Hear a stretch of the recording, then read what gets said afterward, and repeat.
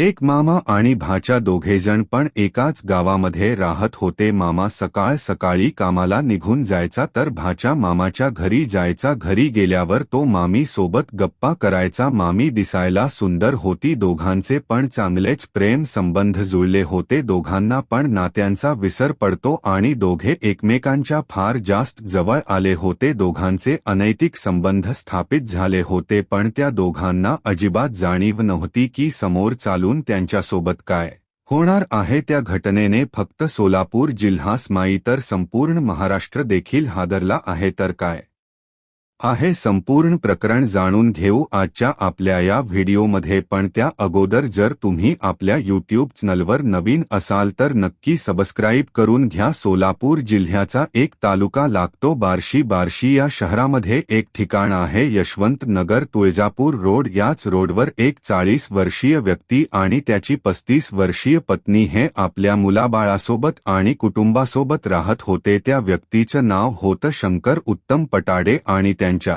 पत्नीचं नाव होतं रुपाली पटाडे. हे दोघेजण पण त्याच गावचे होते आणि जो व्यक्ती होता तो दिवसभर कामाला जात होता. तो एक छोटा मोठा व्यापारी होता जो की बार्शी या शहरामध्येच काम करत होता आणि त्याची पत्नी रुपाली दिवसभर घरीच राहत होती. ती आपल्या मुलांना सांभाळायची आणि आपल्या घराला सांभाळत होती. हे त्यांचं नियमितपणाचं काम होतं. त्यांचा एक भाचा होता जो की बार्शीच्या अलीपूर रोडलाच राहत होता आणि त्याचं नाव होतं गणेश अनिल सपाटे आणि तो फक्त 26 वर्षांचा होता. एकाच गावामध्ये राहत असल्याने मामा आणि भाचा यांचं एकमेकांच्या घरी नियमितपणे येणं-जाणं चालू राहत होतं आणि भाचा होता तो वारंवार आपल्या मामाच्या घरी जात होता. त्याचं कारण देखील असं होतं की मामी खूप सुंदर होती आणि भाच्याच मन मामीवर पहिल्यापासूनच टिकून होतं आणि तो काही ना काहीतरी कारण काढायचा आणि मामी सोबत जास्तीत जास्त वेळ घालवण्याचा प्रयत्न करत होता. तो मुद्दामून ज्या वेळेस मामा कामाला जायचा त्यावेळेस तो मामाच्या घरी जाऊन मामी सोबत बोलत होता. त्या महिलेच्या पण रुपालीच्या पण काही गरजा होत्या त्यामुळे रुपाली पण तिच्या भाच्यावर प्रेम करायला सुरुवात केली होती.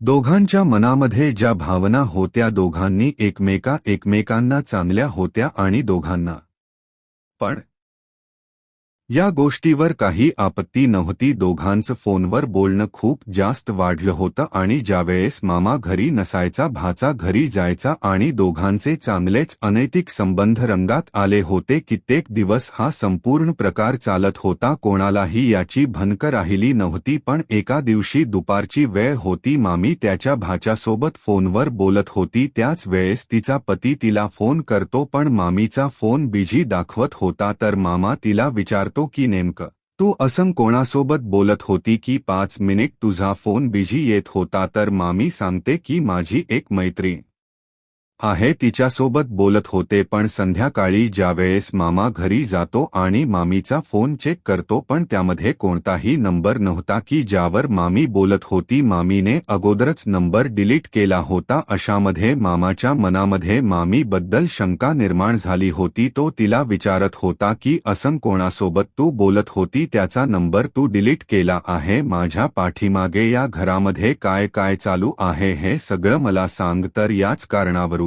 दोघांमध्ये चांगलीच भांडणं होत होत्या. भांडण झाल्यावर मामा बाहेरून दारू पिऊन घरी येत होता. दारू पिऊन घरी की अजून भांडणा वाढायच्या आणि भांडणानंतर मामा मामीवर हात उचलत होता आणि हा प्रकार नियमितपणाचा झाला होता. दोघांमध्ये अजिबात काही जमत नव्हतं. मामा काही ना काहीतरी कारणावरून रोजच्या रोज घरी जाऊन भांडणा करायच्या आणि तो मामीवर खूप जास्त शंका घेत होता. मामीला आता हा संपूर्ण प्रकार नको असा वाटत होता. मामीला फक्त आपल्या प्रियकराजवळ जायचं होतं आणि प्रियकरासोबतच संपूर्ण आयुष्य घालवायचं होतं. मामीला तिच्या भात्यासोबत लग्न करायचं होतं आणि या संपूर्ण गोष्टी मामी भाषाला देखील सांगते की मला तुझ्यासोबत लग्न करायचं आहे. आपण दोघे पण चांगला एक संसार सुरू करूया. त्यासाठी मला तुझी मदत हवी आहे. त्या भाषाला पण मामीकडून काही गोष्टी पाहिजे होत्या आणि दोघांच्या पण गरजा त्यावेळेस पूर्ण होऊ लागल्या होत्या. दोघांच्या पण मनामध्ये जी वासना होती ती वासना बाहेर निघत होती. त्यामुळे दोघं पण एकमेकांसोबत लग्न करायला तयार होतात. पण जी प्रॉब्लेम होती ती म्हणजे मामा जोपर्यंत जिवंत आहे तोपर्यंत आपलं लग्न होऊ शकणार नाही असं भाषाला वाटत होतं. त्यामुळे मामी आणि भाचा दोघे मिळून एक प्लॅन करतात. प्लॅन म्हणजे की मामाला काही पण करून आयुष्य यातून काढून टाकायचं, त्याचा काटा काढून टाकायचा. त्यानंतर आपल्या दोघांमध्ये कोणी येणार नाही आणि कोणाला शंका देखील येणार नाही. आपण दोघे लग्न करूया आणि आयुष्यभर एकमेकांच्या सोबत देखील राहूया. मामी आणि भाचा दोघे पण जणी या गोष्टीला तयार होतात. दोघांनी खूप दिवस विचार करून एक प्लॅन बनवला आणि प्लॅन नुसारच 17 फेब्रुवारी 2025 चा दिवस होता. त्या दिवशी जो भाचा होता तो संध्याकाळी 4:30 वाजता आपल्या घरी सांगतो की मी मित्रांसोबत बाहेरगावी कुठेतरी फिरायला जात आहे असं सांगून भाचा सरळ आपल्या मामाकडे जातो. मामाला आणि भाच्याला दोघांना पण दारूचं व्यसन होतं. दोघं पण नियमितपणे दारू पीत होते. त्यामुळे भाचा मामाला सांगतो की आज आपण बाहेर जाऊन दारू पिऊया. मामा आणि भाचे दोघे एकाच बाईकवर त्या ठिकाणी जायला देखील निघाले होते. दोघांनी त्या ठिकाणी जाण्या अगोदर दारू विकत घेतली होती आणि काही खायला प्यायला पण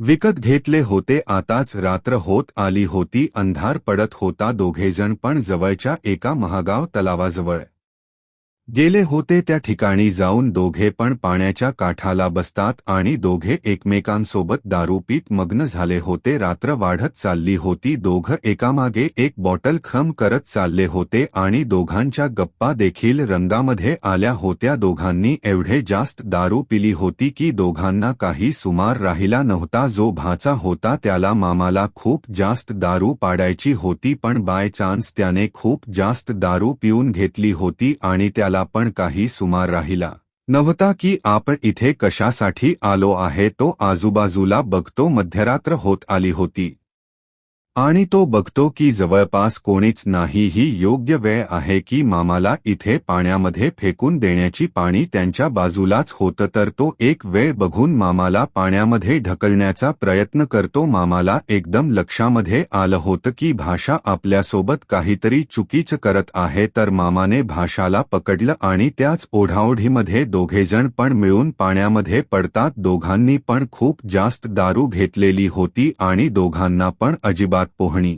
नव्हती. त्यामुळे थोडा वेळ तडपडून दोघांची पण मृत्यू होऊन जाते आणि त्याच ठिकाणी दोघांचा अंत देखील झाला होता. एकीकडे जी मामी होती ती वारंवार तिच्या प्रियकराला म्हणजे भाच्याला फोन करत होती की म्हणजे खूप रात्र झाली आहे आणि आतापर्यंत दोघे पण घरी नाही. दोघांचा पण फोन बंद येत होता. नेमकं काय झालं, आपला प्लॅन सक्सेस झाला की नाही, काय झालं हे सगळं मामीला जाणून घ्यायचं होतं. पण दोघांचेही फोन बंद येत होते आणि एकीकडे जो भाचा होता गणेश सपाटे त्याच्या घरचे लोक पण त्याला फोन करत होते, पण त्याचा फोन सारखा बंद येत होता. त्यामुळे त्या लोकांनी त्याच्या मित्रांना फोन केला आणि त्यांना विचारलं की तुम्ही नेमकं कुठे आहात. तर ते मित्र सांगतात की आम्हाला तो आज भेटला नाही आणि आम्ही कुठे गेलो पण नाही. तर त्याच्या घरच्या त्याला वाटते की हा आम्हाला खोट बोलून नेमका असा कुठे गेला असेल. तर हे मामा आणि भाच्या या दोघांच्या पण घरचे लोक सकाळपर्यंत वाट बघतात. एकीकडे मामीला काळजी पडली होती की दोघांचा पण फोन बंद येत आहे, दोघांना पण काही झालं तर नसेल. तर सकाळी दोघेजण पण जवळच्या एका पोलीस स्टेशनमध्ये जातात आणि त्यानंतर त्यांनी कंप्लेंट केली होती की मामा आणि भाच्या दोघेजणी पण गायब झाले आहेत. पोलिसांनी पण त्याची तक्रार नोंदवून घेतली आणि दोघांना पण शोधण्यासाठी निघून गेले होते. त्यानंतर तारीख होती 19 फेब्रुवारी 2025 ची शिवजयंतीचा दिवस होता. दुपारचे 2 00 वाजले होते. काही कोळी बांधव मासे पकडण्यासाठी त्याच जागी गेले होते ज्या जागी या दोघांची मृत्यू झाली होती. त्या दोघांची पण नजर त्या मृतदेहावर पडते आणि त्यांनी लगेच पोलिसांना देखील सूचना दिली होती. पोलीस त्या ठिकाणी येतात आणि त्याच कोळी बांधवाच्या सहाय्याने पोलिसांनी ज्या 2 बॉडी होत्या त्या पण वर काढल्या होत्या आणि पोलिसांकडे पण 2 दिवसा अगोदर एका मिसिंगची तक्रार आली होती. तर पोलिसांनी त्यांच्या घरच्याला फोन केला. एकीकडे पोलिसांनी मामीला फोन केला आणि एकीकडे भाच्या घरच्यांना फोन केला. त्यानंतर ते सगळे लोक त्या ठिकाणी येतात आणि त्यांनी त्या दोघांच्या बॉडीला बघितलं आणि त्यांनी ओळखून घेतलं की हे ते दोघेच आहे. त्यानंतर पोलिसांच्या ज्या बॉडी होत्या त्यांना पोस्टमार्टमसाठी पाठवलं आणि पोस्टमार्टमच्या रिपोर्टमध्ये समोर आलं होतं की दोघांची पण मृत्यू होण्या अगोदर दोघांनी खूप जास्त दारू पिली होती. आता पोलिसांसमोर एक मोठं आव्हान होतं की या दोघांची हत्या नेमका कोणी केली. तर पोलीस आपल्या तपासाला लागतात. तर सर्वात पहिले पोलिसांनी मामा आणि भाच्या या दोघांच्या पण फोनचा सीडीआर काढला होता, म्हणजेच कॉलची जी पण हिस्ट्री होती ती कॉलची हिस्ट्री काढली होती. त्यामध्ये समजलं होतं की दोघं पण जण एकाच महिलेला वारंवार फोन करून बोलत होते. ती महिला म्हणजे मामी होती. तर पोलिसांनी विचार केला जो मामा आहे ही त्याची पत्नी आहे त्यामुळे हा वारंवार तिला फोन करत असेल. पण भाच्याने तिला कशाला एवढ्या वेळेस फोन केला असेल. त्यानंतर पोलिसांनी मामीला पकडले आणि मामीची चांगली कसून चौकशी केली. मामी अगोदरच खूप जास्त परेशान होती की तिचा एक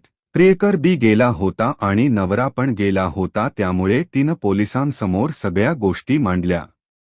तिने सांगितलं की दोघांनी मिळून कशाप्रकारे प्लॅन केला होता आणि त्याच प्लॅनमध्ये तो त्याला मारण्यासाठी गेला होता आणि स्वतः पण मरून गेला होता. अशा प्रकारे संपूर्ण घटना उघडकीस आली. पोलिसांनी मामीला अटक केली. आता ती पोलीस कोठडीमध्ये आहे आणि समोरची कारवाई पण पोलीस करत आहेत. ही घटना सांगणे म्हणजे कोणताही पवित्र नात्याला बदनाम करणे किंवा कोणाला त्रास देणे नसून फक्त तुम्हाला सावधान करणे आणि सतर्क करणे आहे.